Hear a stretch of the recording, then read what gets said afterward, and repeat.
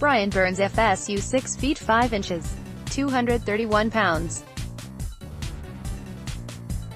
In his 33-game career at FSU, he was only a situational pass rusher as a freshman. He had 123 tackles, 40 TFL and 24 sacks. These are excellent numbers for a college guy. Added to that, he also defended 7 passes, forced 7 fumbles, and was a menace on special teams with 2 kick blocks as well as 2 punt blocks. He is still very raw as a player, but he has speed and great length to become a force on any defense.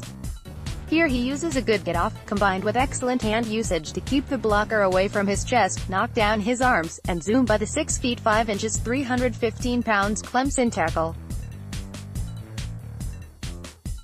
He shows a decent lean, and explodes by the block so quickly the tackle isn't even close enough to grab and hold him before he devours the QB. Burns has an excellent first step burst, but it's not truly elite, which is reasonable considering his height. He gets off the ball well no matter whether he lines up in a 2, 3 or even 4-point stance. Burns doesn't need it here, but he also has exceptional lean for a tall man with great body control. I mentioned long arms and special teams play. Here's what speed, quickness and long arms can do for you. This is one of 4 blocked kicks in his first 21 games. All it takes is an extra split second to give him enough time to make a game-changing play.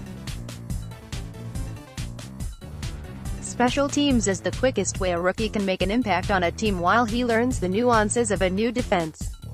Burns has a high football IQ and surprisingly good technique and hand usage, counter moves and rush moves. He is a competitive player who fought hard and hustled to make plays downfield when FSU was getting their butts handed to them. He is a fighter who will give what he has on every play no matter the situation. This time Burns is playing in space like an OLB using zone coverage. He smartly picks up the drag route, then when the QB gets flushed from the pocket knowing he has flat coverage behind him, puts his foot in the ground and attacks the nimble QB, taking him down with a forceful secure tackle. Burns is developing better recognition of plays, and in this situation he decides to go after the QB, forcing him to make a decision, then makes a sure tackle.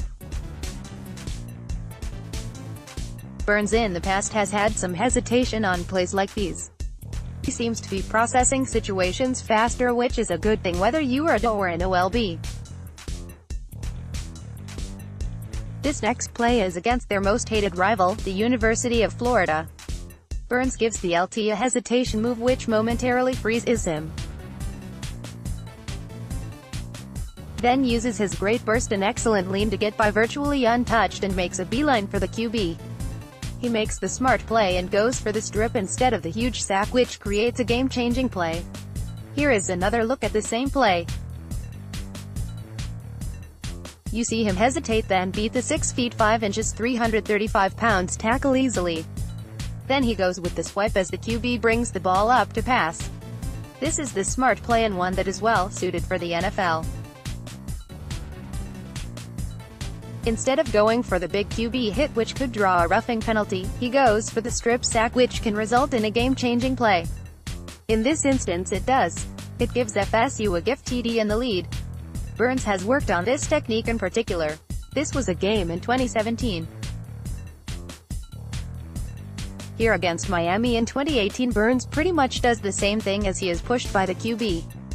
This is against Tyree St. Louis, who was making his 27th consecutive start at tackle and is one of the best tackle prospects in the 2019 draft.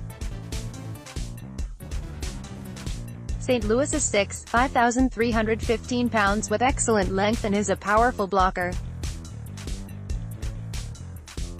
You can see here that Burns uses a nice move on St. Louis to get around him. First, St. Louis is very quick off the snap and gets back into his pass set very rapidly. Burns also comes off the ball quickly but slows down every so slightly, making St. Louis think he is going to cut inside him, between the guard and tackle gap. This makes St. Louis stop his feet for just an instant while at the same time Burns kicks in the turbo and goes around him. St. Louis' length helps him push Burns around the QB, but Burns also has length and reaches back to knock the ball away. This is a very nice move that was conceived in an instant when Burns saw Street Lewis set so quickly deep. Quick recognition is vital for an edge player and usually comes with experience, of which Burns has little. Later in the same game, Burns is unblocked on a read option play run to the right. The play is well covered as the H-back is picked up in the flat by. Burns does a nice job all around as he holds his edge and doesn't chase the back end of the line. He sees the play and maintains the edge, outflanking the QB. With nowhere to go with the ball, Burns closes in and makes the tackle. Burns does a nice job here, although he gets a little excited and almost runs by the QB. His excellent length saved him here.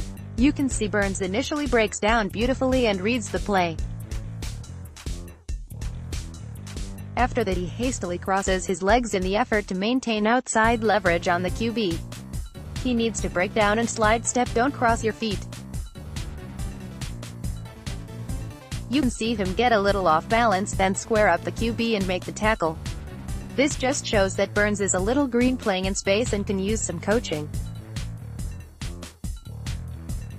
Burns is still a young raw defender who has a lot of learning yet to do. He has the athletic traits and body type that can be effective in the NFL. His draft stock will be determined by his combine and pro day workouts. Also, his measurements will go a long way to determining where he can play as a prospect, especially his weight and length. He played last year at 231 pounds, which is way too light for a D. He will need to weigh around 255 pounds to even be in the conversation as a D, and that weight gain might hurt his speed and quickness.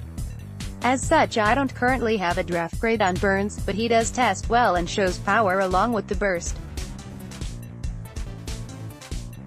He will definitely be in the lower first-round consideration. No matter where he is slotted, I surmise that Burns will be a situational pass rusher and a maven on special teams as a rookie. He should also be a project for the strength coach for the first few years. Let me know what you think.